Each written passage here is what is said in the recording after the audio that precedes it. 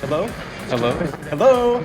If you can hear this, it's not too late. I return to warn you. This is Time Pop, a podcast that discusses time travel and pop culture. There are spoilers. I've seen the future, and nothing is sacred to these folks. Your past, present, and future are sure to be ruined. Even if you could go back in time, as I have, you will never forget what you are about to hear. You've been warned.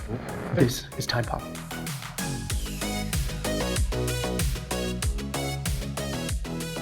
Welcome, Chrononauts, as we guide you through the experience of time travel using pop culture as our butt. We will be your constants. I am Dez.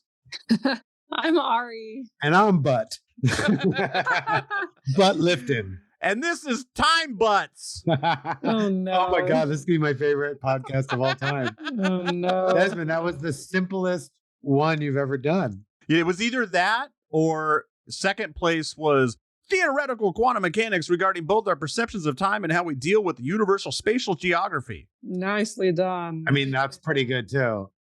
So can we take a moment to explain to our listeners what you do at the beginning of each episode where you say that, what is it again? You say, I'm Desmond, I'm Ari, I'm Scott, and we will be your constants. Is that what it is? It's supposed to be, we will be your... I don't know, Ari. I want to see if after 80 episodes, if you know what my intro is. If I've been paying attention. Okay, so let me see if I can explain it. So in a lot of time travel, they talk about having a constant, right? Whether it's where you left, the original location you left before you traveled and you came back to that, and that is the constant, right? It can be a person, right? Right. If that person is like your anchor that you get drawn back to. Right. So in the intro, Desmond, for each episode, you pick something out of the movie or the TV show that you use as the constant for that. This episode. Okay. Every intro is a special flair to it. Okay. No two episodes are alike, folks. And you get a Cracker Jack prize. Yeah. And if you're a longtime listener, you know at one time they made sense. They did. Then they started to just get more and more obscure, and you prided yourself, I think, on being as weird and just out there as you could be. Yeah, If now he can I'm just make trying me to laugh. catch you guys off guard. Yeah. If he can make me laugh, he did his job.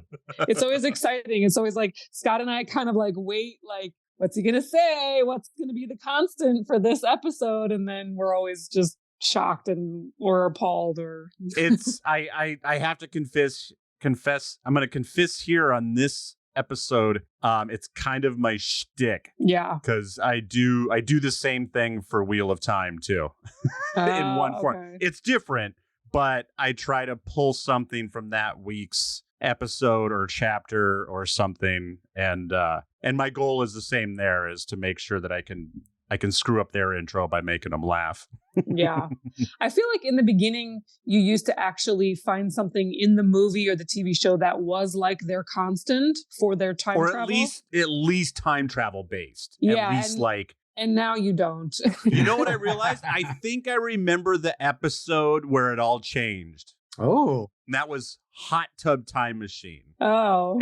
And I'm like, I'm not going to say hot tub. Like, Did you say like Lugal? Was Lugal? No, I think it was the Chernobyl. Chernobyl. Oh, right. The drink. Yeah. I think was and Ari was like, no, it's the hot tub. I'm like, oh, it only gets worse from here, sister. I think it was the drink for that movie. That was the constant. That drink is what they needed to travel. So you might have been right. That's true. All right. Well, And we don't know. These two are pretty into each other's butt. So this is kind of a horny little short we watched here. Let's tell our listeners what we watched. it's romantic. It's horny. It is not. You're horny. These people have never met each other and they are horny. All right. What are we doing? What did we watch? We are doing 1 Minute Time Machine, which I think it's come up on the episode. I know it's come up a lot around the episodes that we've been talking about doing this, and it's pretty short. So it's like, okay, where does it fit? But we've just been talking about it more and more. And then this week we were a little time crunched. So Nice pun. It seems like time got the best of these time masters. Time shrunk. It's a down. construct. Are we the time masters? Time master. Are you the gatekeeper or the key master? Apparently, we're the time masters. Time master. We are. We're gonna be time cops. You guys realize in 40 years, like we're gonna be recruited. They're gonna be like, who do we get to do this job? Like no one's trained for this job. No one knows more about time travel than the podcasters. We got some people for you. Or quantum physicists, but we won't get into that. Yeah, we know more. So yes, we are doing 1 Minute Time Machine. This is very unique for us. This is the shortest film we've ever reviewed. Yep. A tight 6 minutes. How many times do you Not even. How many times do you think I watched this today, Scott? Oh God. Oh, I want to guess. Let's see. 20. I'm going to guess you watched this 14 times. I'm going with 20. I think Ari's about right. I was going to say 12. Yeah. And of course, Well, watch is loose terminology. He means it was on in the background when he was making a sandwich. but I was listening to it because I watched it like I was messing around with my system and I wanted to make sure that I could get TV sound through my system into my recording. So I looped it like 6 or 7 times while I was doing that, trying to get my audio set up. So the audio is definitely embedded, and there's not a lot of action. This whole movie takes place on a single park bench, so I didn't have to look up and wonder where they'd run off to. I could picture it. Just for our listeners, you can see this adorable 5-minute short on YouTube, commercial free, because it's only 5 minutes. But yeah, go watch it and then come back and listen to the three of us jab about it. And what's amazing about this, it is a 5-minute film, and yet it's like better on time travel theory than a lot of these features that we've seen. Like to be able to get something interesting and cover a good concept in 5 minutes is pretty special. And it's a comedy. Yeah. Mm-hmm. A romance, and it's time travel. They did it in 5 minutes. How cool is that? Yeah. And you know what the most important thing I learned watching this was that, oh God, now I can't remember her name. Erin, what's her last name? Erin Hayes. Erin Hayes is not Rose Byrne. She is not. That was the most what? important thing. I kept on being like, oh yeah, I know her. She was in Neighbors and she was in that other movie. She was in a couple of movies. I was like, no. Then I looked up her IMDb. I'm like, why is she not in any of these movies I remember her from? She's in Bill and Ted Face the Music. She is. Two-timer! Well, Oh, yeah. is that a time? Oh. We did it on this podcast. That's two-timing enough for me. Uh-huh. All right. Welcome to the Two-Timer Club. I don't care if they were on the road. They were on this feed twice. Yeah. All right. So Welcome to the party. yes. Yeah. This film, I'm so like, also, we watch all these sitcoms where you can barely get in anything thought-provoking in 30 minutes. And the fact they did it in 5 minutes is impressive. Yeah, it was so great. And it's interesting because it's super light on machine science, Yep. but super heavy on theory and ethics. Yeah. Mm-hmm. I mean, just 2 people, a camera shot, and a park bench. That's all you need. So simple. So great. Yeah. Yeah, we don't even know how this guy got his time travel machine. You know, we don't even know anything about her, but that she's into time travel and she knows. I wonder is that book a real book, the book she's reading? My niece is into time travel. Right. I'm a fucking quantum physics Star-Lord. Yeah, I'm going to assume that book is not a real book. I kept meaning to, that was the one thing. Quantum mechanics. It says, I'm looking at it now. Quantum mechanics and the truth of time and space. It is a real book? I don't think that's real. Yeah. Yeah, there's no backstory, but you don't need it. He's this kind of guy who doesn't really know what he's doing with a time machine box that when you hit the big red button, it sends you back 1 minute, just like the title says, 1 minute time machine. It sends you back 1 minute so you can redo whatever happened in that 1 minute. And it's not an area. It's apparently whoever touches the red button goes back 1 minute. Yep. Whoever happens to hit the red button. Yeah, it's not who's holding the box, right? It's not who's within a vicinity. It's whoever smashes that red button. I love that. It's the opening line. She looks down his box, be like, "Oh, is that a 1 minute time machine?" And he's like, and it says on it, 1 minute time machine in huge letters. So great. And then that's the first hit. Then he redoes time and to cross out the title of the box. So yeah, the one thing I wished they had explored a little bit more in this, especially when she starts hitting the button, is where exactly the 1 minute mark is. Like, now, can he hit the button twice? Right. If you just keep hitting it. Can he keep mashing? Yes. You would assume yes. If you hit it 1 minute and then as soon as that starts, hit it again. You go back another minute. Back more, yeah. Ooh, just leaving a trail of dead bodies. Well, do you want to explain, since it's so short, we can just pretty much explain the premise and the ending and then get into it. We've already talked twice as long as the movie is. So. So he's hitting on her. He's basically hitting on her. The first thing is like, right, the time travel machine. She's like, she realized what it is. He hits the red dot. He's trying again. Everything he says is wrong. He's kind of like super awkward. He says his name is lame. Then he hits the red time machine. Says it's James. He keeps trying. It's like Groundhog Day, right? Keep trying till he gets it right. And he keeps getting further and further. I don't know if any of like how he's hitting on her is important until he gets to like the book that she's reading, right? Oh, it's important. She wants him to come correct and with intent. Yeah, she wants him to hit on her. She wants him to be a little bad boy and try harder. She's been working on science a long time. She needs a break. Yeah, she's a freak for sure. When her hair goes down, the legs go up. Wow. So he does get to a point where once he's getting a little more aggressive and he tells her like spank him or he's going to spank her. She's like, cool, let's do it. Let's go. Let's do this. And that's when he notices her book. Yeah, and offends her. Like, oh, you like time travel? No, he says, you like science. She's like, my 5-year-old niece likes science. Here it is. Desmond, do you have it? Do you have it ready? I have a doctorate in quantum mechanics. And he says, oh, you like theoretical quantum mechanics regarding both our perceptions of time and how we deal with universal spatial geography? You're not going to believe this, Scott. I didn't have my subtitles on. Oh. So basically, she is a doc. She studies this stuff. So then he has to recorrect it. When he insults her about science, he researches it further, goes back. Well, the best is too, I love it when she's just like, I am a blah, blah, blah, blah, blah. He's just like, burn. It's just like, and she's like, what's your favorite part about? And he's like, the butt. He's like, oh, we're still talking about science. There it is. Our constant. And then she's right. And she's like, that's why it's so scary. And he's like, why? And she's like, well, if you read the chapter on practical application.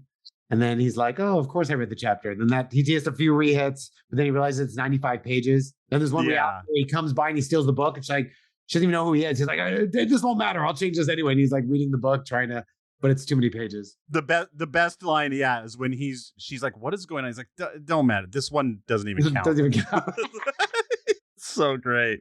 I wish they would have showed the dead body from that guy because he was standing up when he grabbed the book. Right. They might have. And realized it was 95 There was a guy laying flat on the ground. Oh, there was? Okay, good.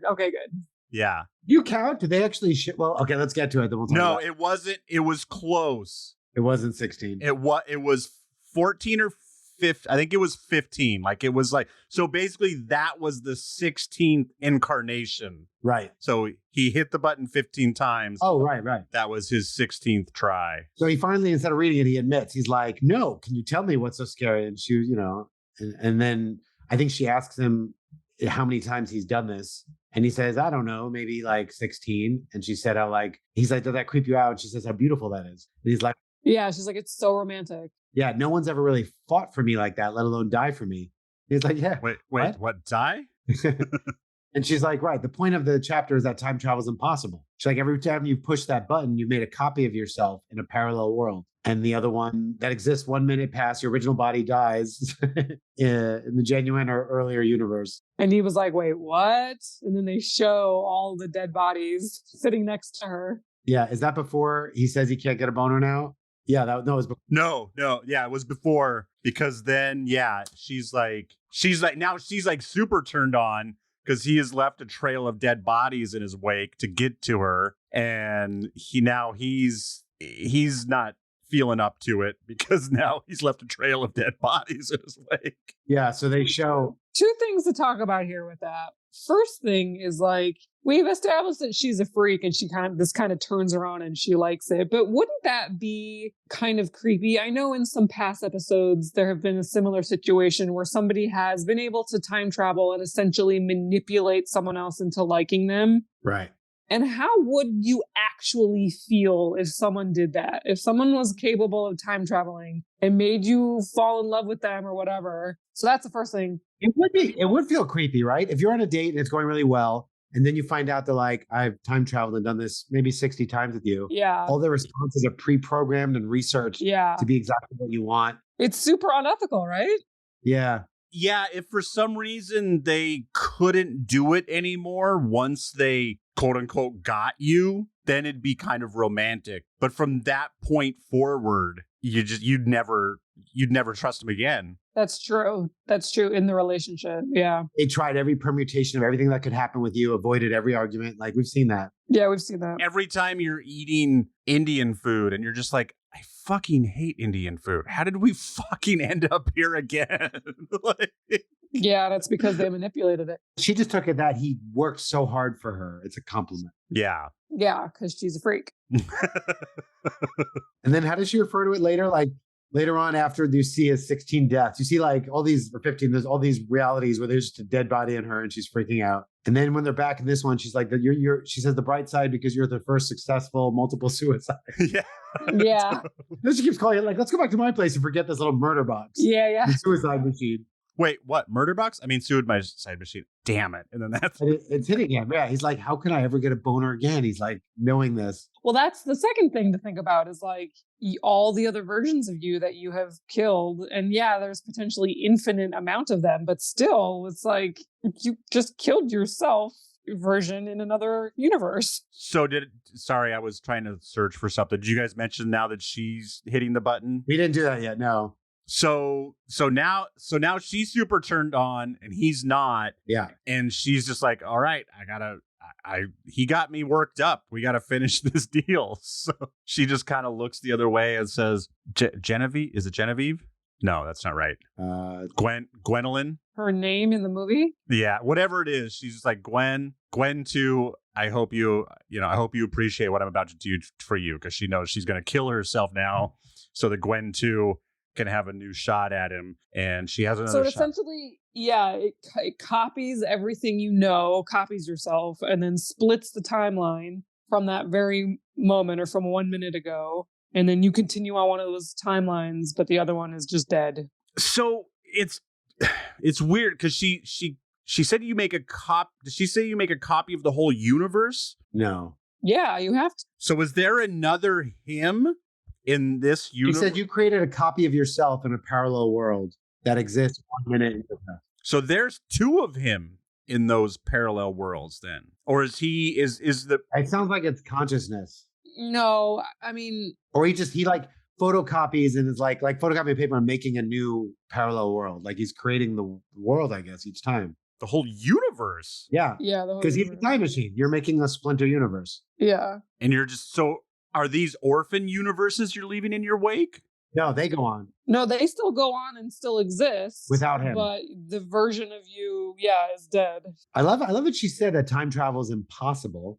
You're just making a parallel world. Just the concept of like, it's an impossibility to travel in a timeline. If you think about like the infinite possibilities, right? They talk about we've talked about this, every decision you've ever made is a different alternate universe. So when you hit that button, essentially you're just going back 1 minute to an alternate universe and trying something different, but you have the consciousness of all the other times you've hit that button.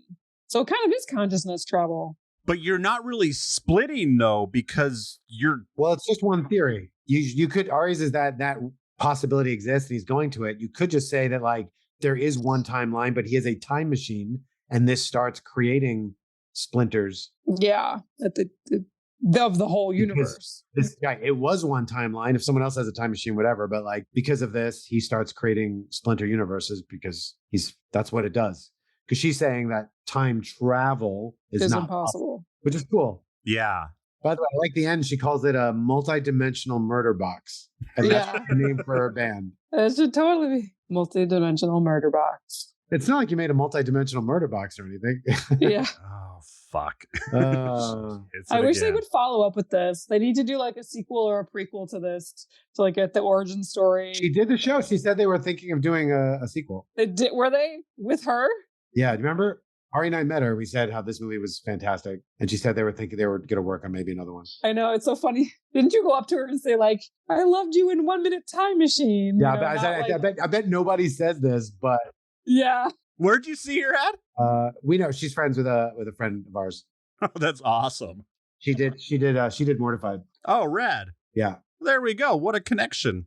She's very sweet. Yeah. Everybody, go check out Mortified. And while you're at it, go check out Interstellar. Fine film. Go watch no. Interstellar. That's what You didn't. our constant is Interstellar. Yeah. That is our you just have to put it in there now. You can't go a single It's part episode. of it's tradition. It's like You Killed Kenny on South Park. It's Oh no. it's got to happen each episode. It's like a drinking game. So, like in most movies like this, the person who stole the box would figure out how to go back far enough so the other person didn't know they had the box. But in the theoretical sequel to this, they're both sitting on a park bench with the box in between them, just like playing whack-a-mole. Well, maybe they went home together and it's like, it could be them as a married couple and they both have boxes and everything's getting switched and there's multiple parallel worlds from both of them. And then you could see so many worlds where their boyfriend or girlfriend or spouse has died on them. And So do you think he has the technology to just make these and sell them on eBay? Or do you think he got lucky and like found one time crystal and it can only be used I in don't this think box? he made this. I don't think he seems like Yeah, he's kind of a doofus. he found it in like a junkyard. He totally found it. Oh, good call. That's a great prequel. The person who actually knows how to use Yeah, it. he got killed or she got killed or who knows. Yeah, like the origin of the box. You got to do the story. Yeah, they thought it didn't work, but it did. Or it doomed their life and they threw it away. Now, is the box in the failed universes? Do you guys remember? Oh, good point. Yeah, it should be. Yeah. So there's 16 of hers. It's only a minute ago. He had the box a minute ago.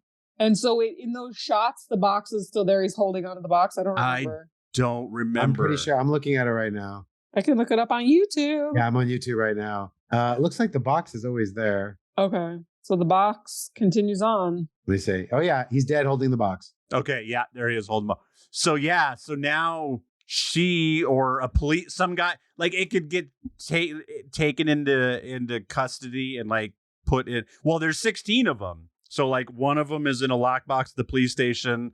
3 of them she took with her because she's freaking out, wondering what the hell happened. I mean, I'm sure there was more than 16. I'm sure he used it more than just, I don't know that he did. He seems like he's learning on the fly here. I think this is a guy who is used to striking out, and he's like a teenage boy. Like that's what would you do if you were a time god? I'd get chicks, man. Yeah.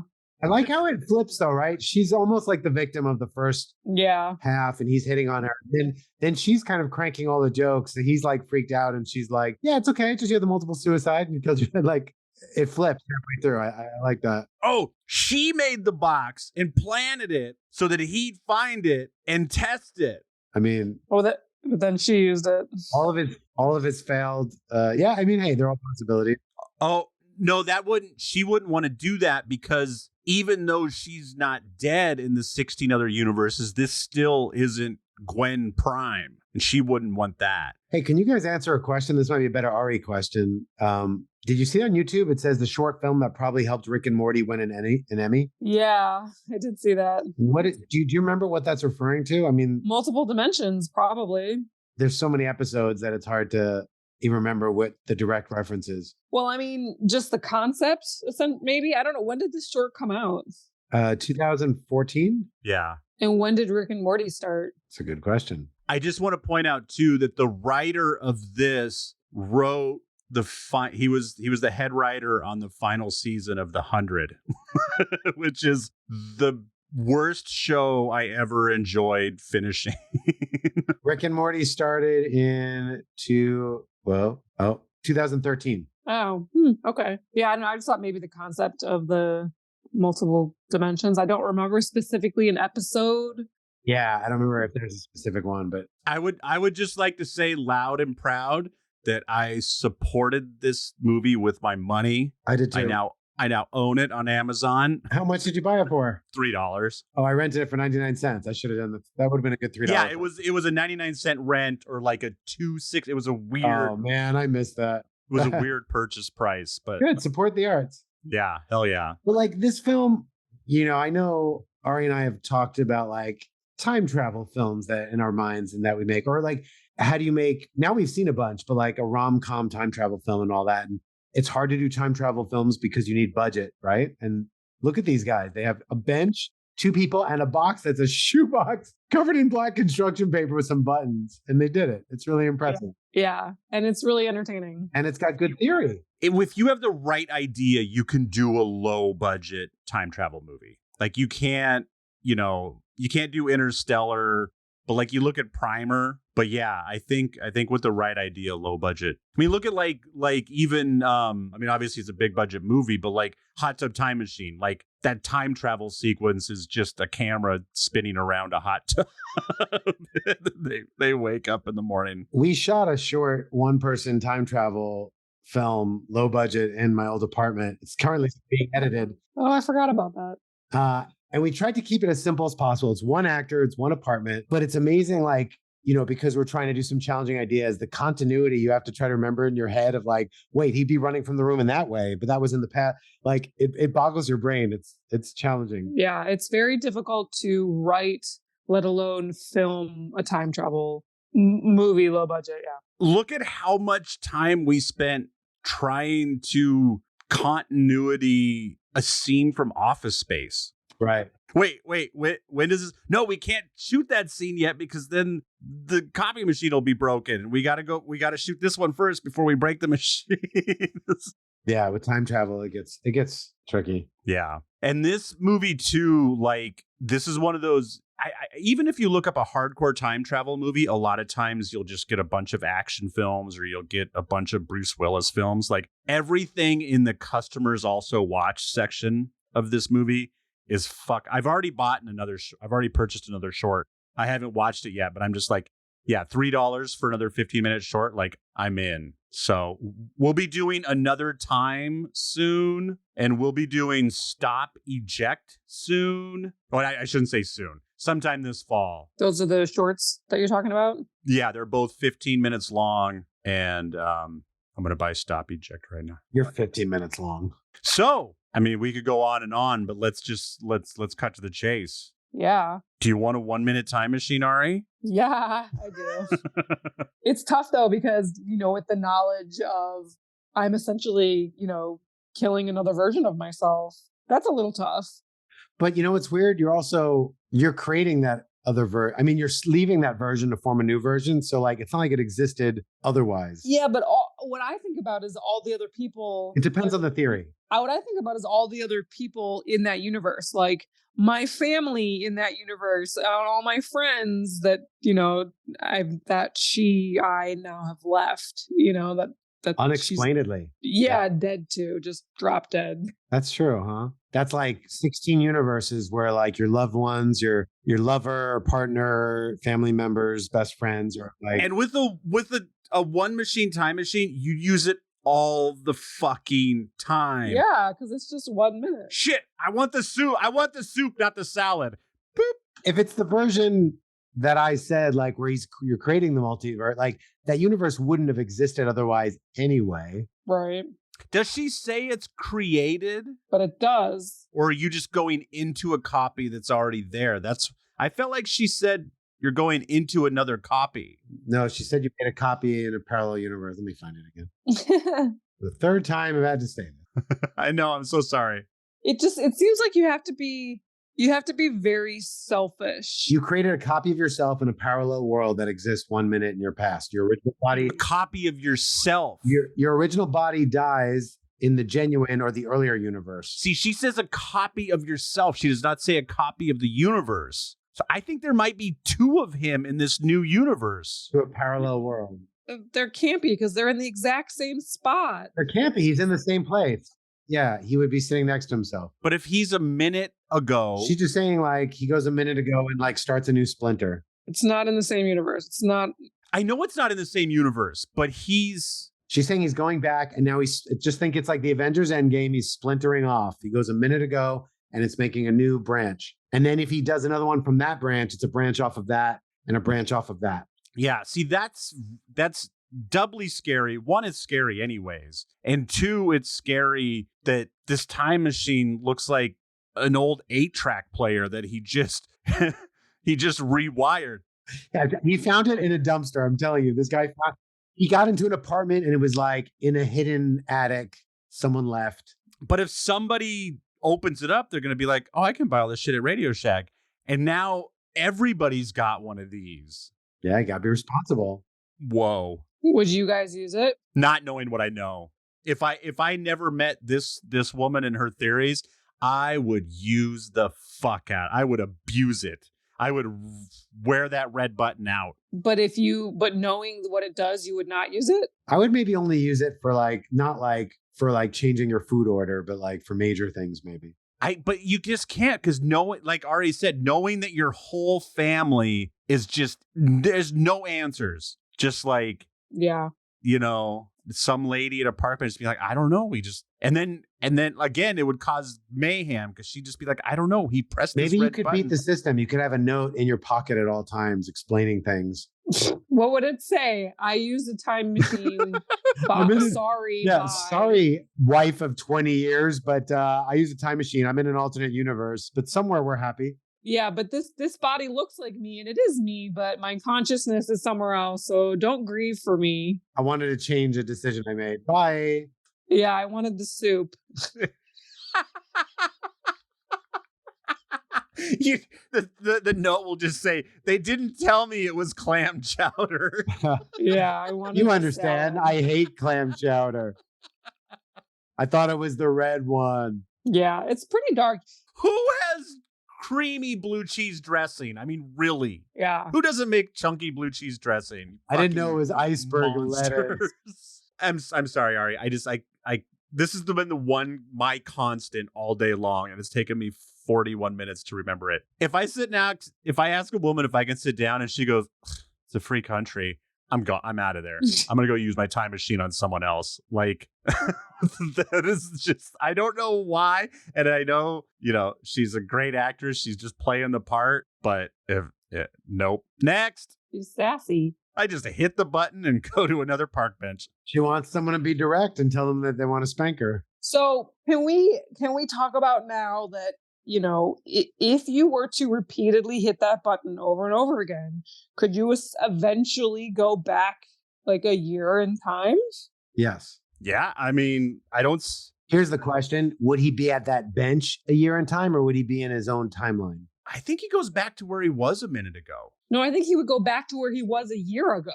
If he was trying to... Right, but 1 minute at a time.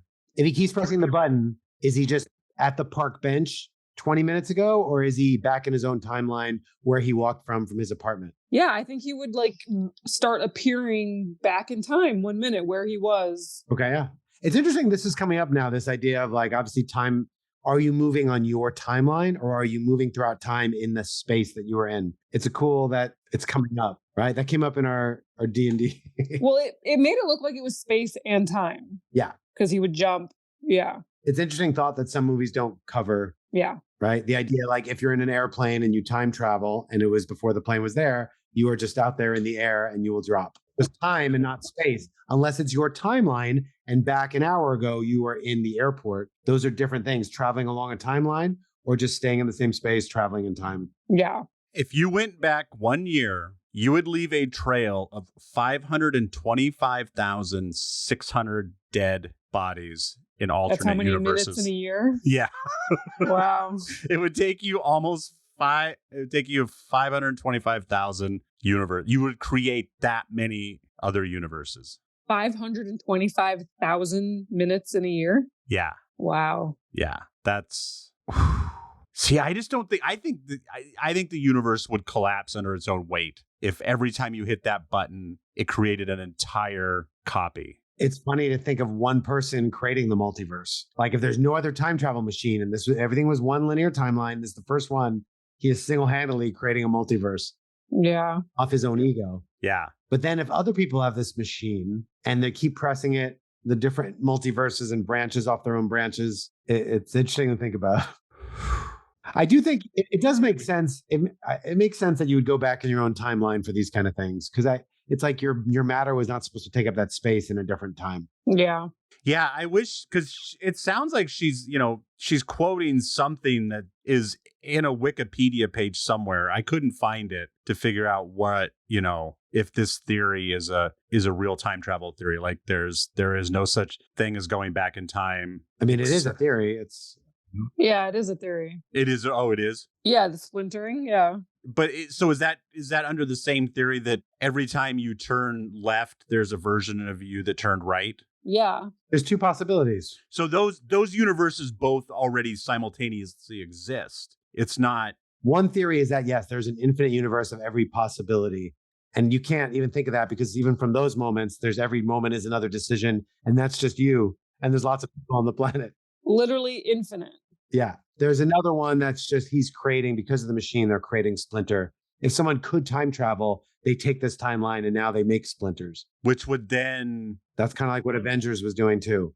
Coupled with the infinite decision model. Oh, you know what? I just remembered. No, please. Sorry. I think I remembered the episode of Rick and Morty that they might be referring to. Okay. Which one? It's the one where Rick has like a belt or some device that makes him redo an event. Remember he like...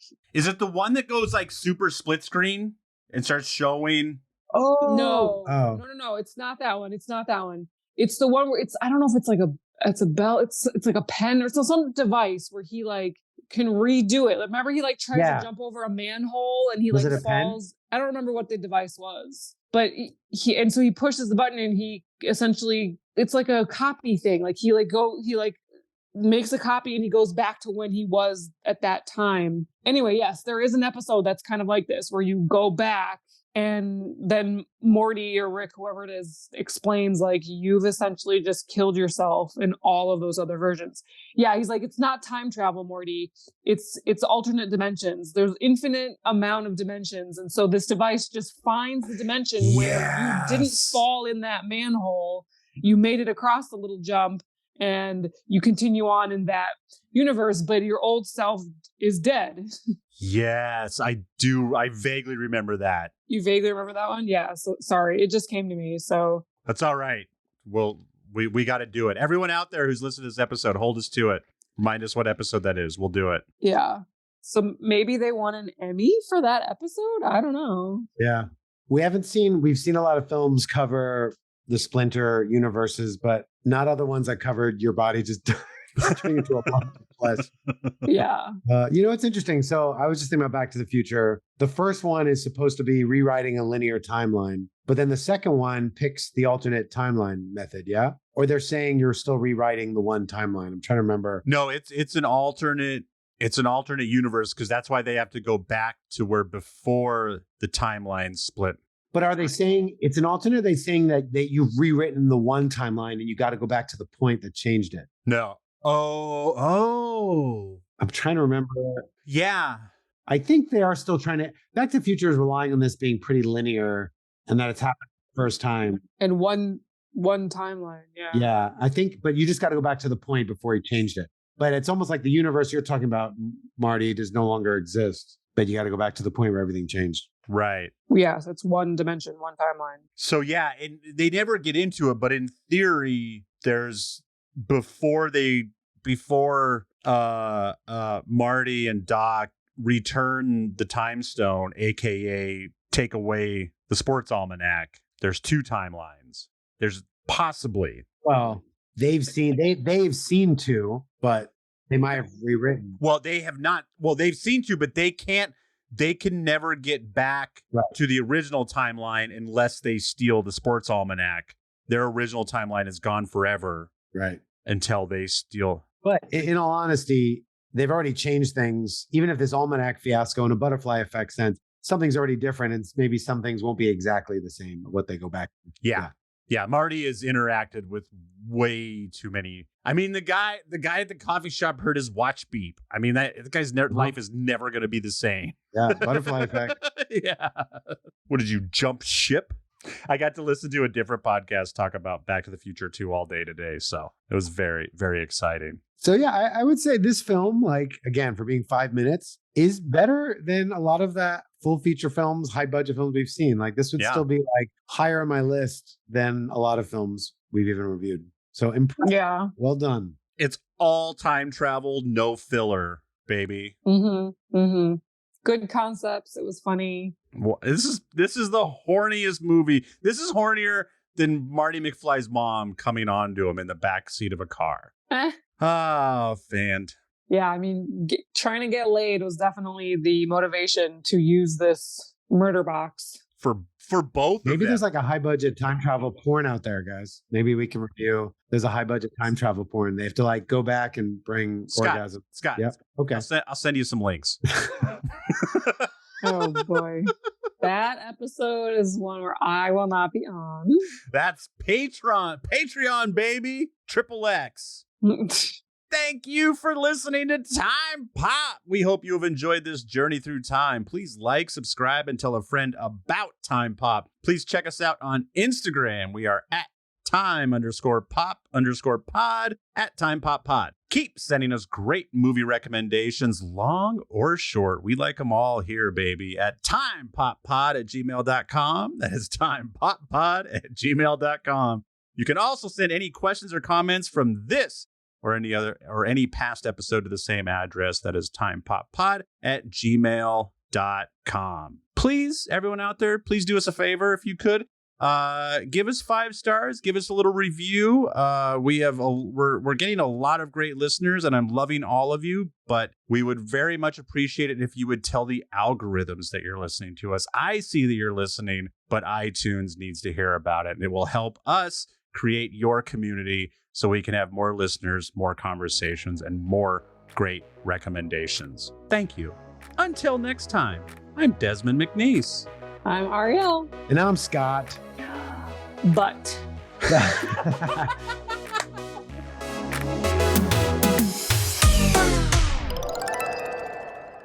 That's our constant, baby. He said the butt.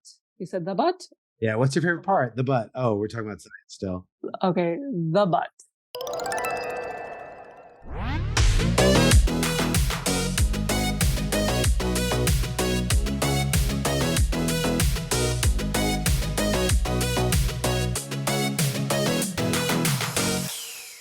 Oh, I meant black holes. We're supposed to talk about science.